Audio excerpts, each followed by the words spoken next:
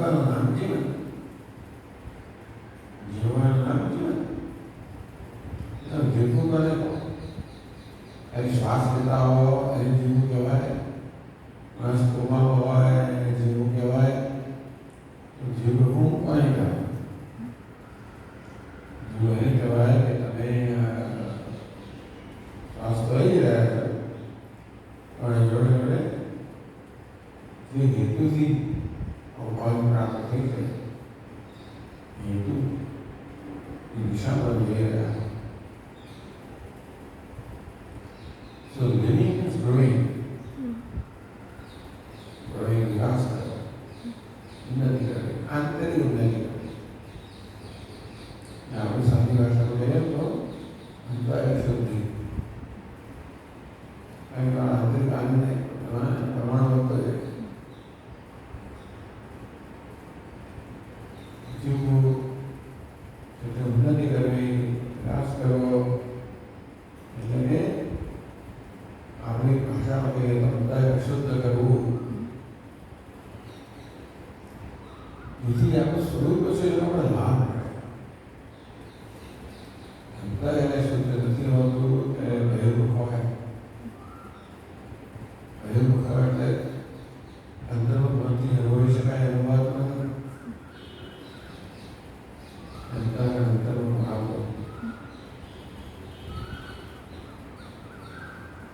એ ત્યારે શુદ્ધ અને સાત્વિક કે જેટલા વર્ષે સાત્વિક હોય તેનું અંતરનો ભાવ.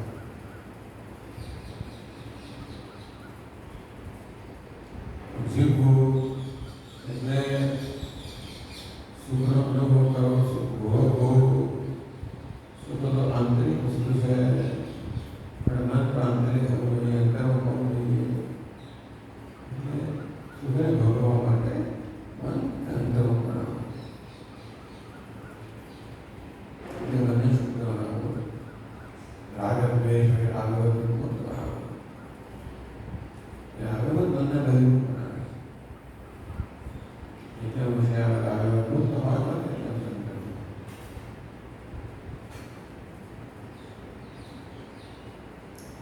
જીવવું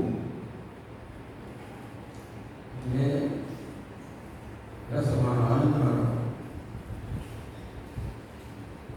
પોતાનો જ આનંદ માનો. એના માટે મને શુદ્ધ બનાવો, મને શુદ્ધ બનાવો. રસ તમસ કે રાગ દ્વેષથી મુક્ત બનાવો. માનો એ પ્રક્રિયા છે.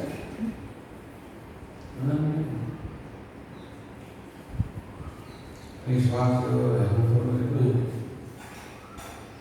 પણ આપણને એના માટે સ્નેહ મળ્યો છે. પ્રયોજન તો સુખ માનવાનું છે. સુખ આપણા જીવન પ્રયોજન છે. માટે જીવવું નહીં એ દ્રષ્ટિએ જે આપણને સુખ મળતું જાય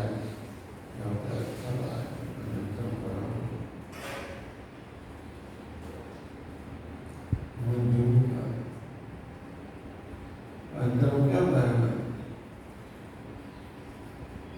આપણે જાતને ત્યારે સમય અવસર ભાઈ વિકસિત કરે, વિકસિત કરે. આપણે જાતને ભોગતામાંથી પાતા કરવું જોઈએ. એટલા અવસર આધાર નહીં એટલા અવસર આંતરિક આનંદ હોય છે. સ્વામીજી, જ્યારે બીજાના દુઃખને દૂર કરવાનો આપણે પ્રયત્ન કરતા હોઈએ તો આપણને આનંદ આવવો જોઈએ, બિકોઝ વી આર કન્ટ્રીબ્યુટર. પણ એ દુઃખમાં આપણે પણ જાણે એમનું દુઃખ આપણું દુઃખ બની જાય છે. હા, એટલે કોઈને આપણે મદદ કરતા હોય, કોઈ દુઃખમાં હોઈએ અને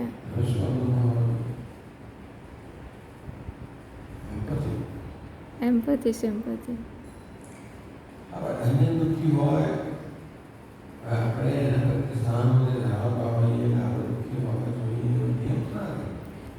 હા, દુઃખી નહીં પણ ધારો કે માતાજીની આપણે સેવા કરીએ છીએ, સો હા, એ આપણે આપણે સેવા કરીએ છીએ. એટલે એનો કંઈ શું કહેવાય,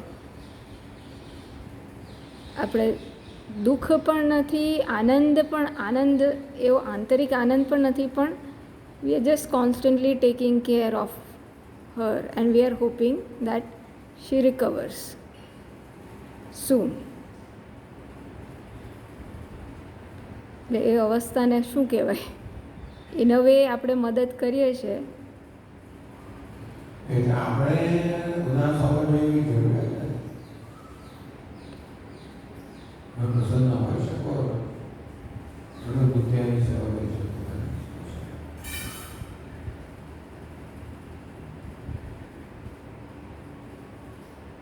જીસસ ક્રાઇસ્ટ સેવા સેવા રાખે છે. પ્રસન્ન બુદ્ધિવાળા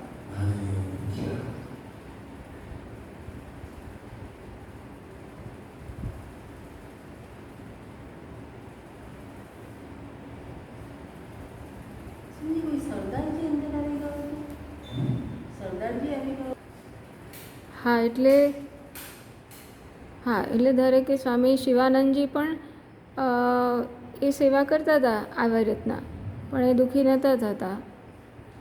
પણ એ વાત ના, એટલે દુઃખી નથી થતા, પણ નિષ્કામ સેવાથી તો આંતરિક આનંદ આવવો જોઈએ ને. એટલે શક્ય છે તમે એમનું જે પેઇન હોય એનો અનુભવ ન કરી શકો.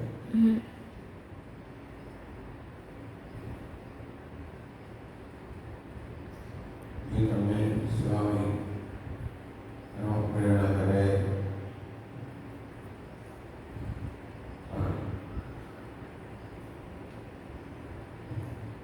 આપણા સ્વામીજી કંઈ તમારે દેટ્સ એન આર્ટ. એ શીખવાનું છે મેઇન તો, કે માણસને ગભરામણ થાય છે તો તમે વોટ એવર તમે તમારા સિચ્યુએશનમાં જે કરી શકો એ કરો, પણ આઈડેન્ટિફાઈ ના થાઓ. કારણ કે તમે આટલું જ કરી શકવાના છો, એનાથી વધુ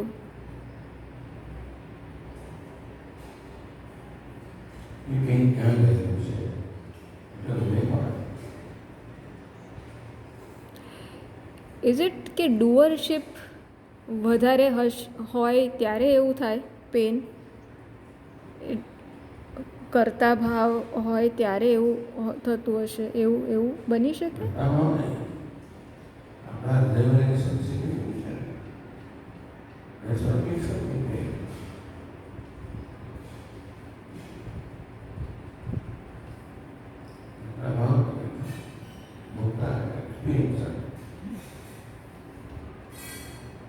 એની સાથે લાગણીથી બંધાયેલા હોય તો સ્વામીજી થાય ને, તો જ થાય.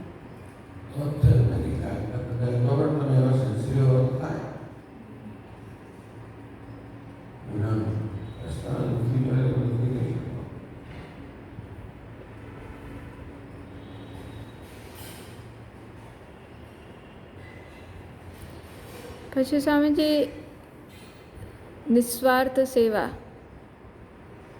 સાચી નિસ્વાર્થ સેવા કોને કહીશું આપણે? નિસ્વાર્થ સેવા સેવા તો સેવા છે. સેવા થઈ રહ્યા મનનો ભાવ કેવો છે? મેં કોઈ પ્રકારે વ્યક્તિગત લાભ લેવાનો કોઈ પ્રયોજન નથી. ભગવાન આપણને આપ્યું છે કે આપવાનો જ ઈરાદો છે.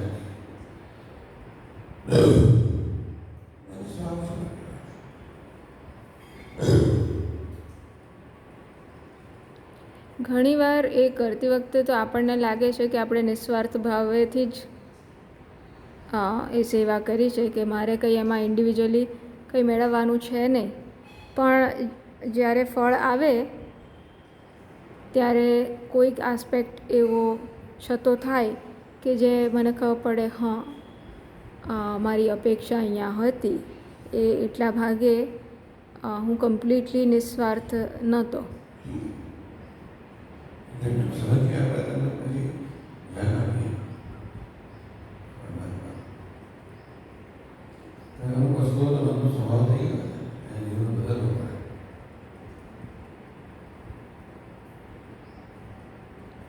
અને મનની જે અમુક લાગણીના સ્તરે જે અપેક્ષાઓ હોય એમાંથી how to grow out of it, how to grow out of the need, emotional need. કારણ કે અપેક્ષાઓ લગભગ ઇમોશનલ નીડમાંથી જ આવતી હોય છે.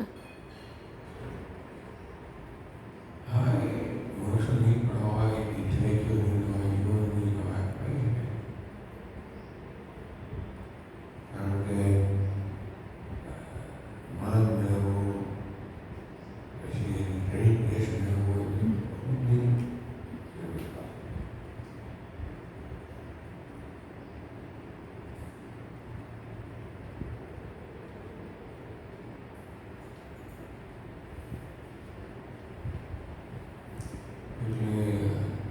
આપણા મનના ભાવનાઓથી લાગણીઓથી જ્યારે સાવધાન હોય તો ખબર પડે આપણને શું છે.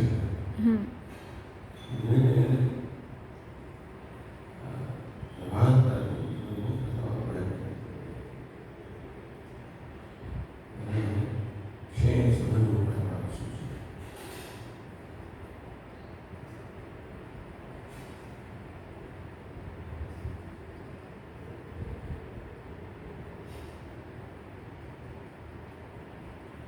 આમ સ્ત્રી શું થાય કે આપણે કોઈની સેવા કરીએ ને તે વખત તો આપણને એવું લાગે કે મને કાંઈ ઈચ્છા નથી, પણ જ્યારે તમને કંઈક તમારી વિરુદ્ધ વર્તે તે વખતે આપણે કહી સંભળાવીએ મેં તારા માટે આટલું બધું કર્યું, એટલે તે વખતે ખ્યાલ આવે કે નહોતું પણ હતું. હા, એટલે હું એ જ છુપાયેલું હતું જેને આપણે જ્યારે આવો પ્રસંગ થાય ત્યારે કંઈ બતાવતા હોઈએ છીએ. સ્વભાવમાં અપેક્ષા બધાય ગઈ છે. અપેક્ષા એનો સ્વભાવ જ થઈ ગઈ છે. હા, આપણે સાવધાન રહીએ તો એ મુક્ત થઈ શકીએ. ભગવાનને પણ ન જોઈએ, ભગવાનને પણ કહીએ કે મેં તાર માટે આટલું આટલું કર્યું, મારે મદદની જરૂર છે ત્યારે તમે મદદ નહીં કરો.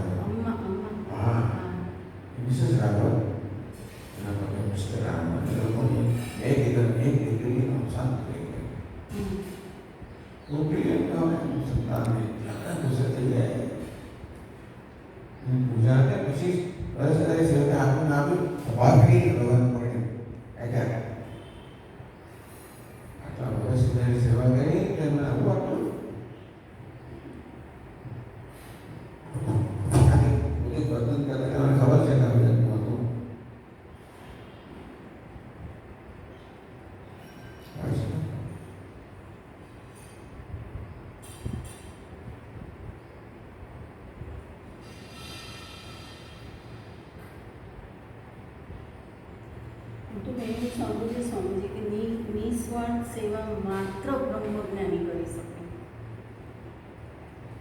નિસ્વાર્થ ધીરે ધીરે વિકસતી જાય. કારણ કે જેમ જેમ નિસ્વાર્થતા થાય તેમ અંદર આનંદ આવતો જાય અને પછી આપણને એને માટેની પ્રેરણા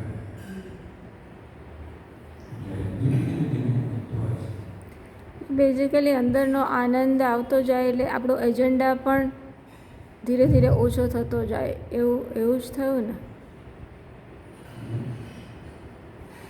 એજન્ડા મૂળ તો આનંદ માટે છે.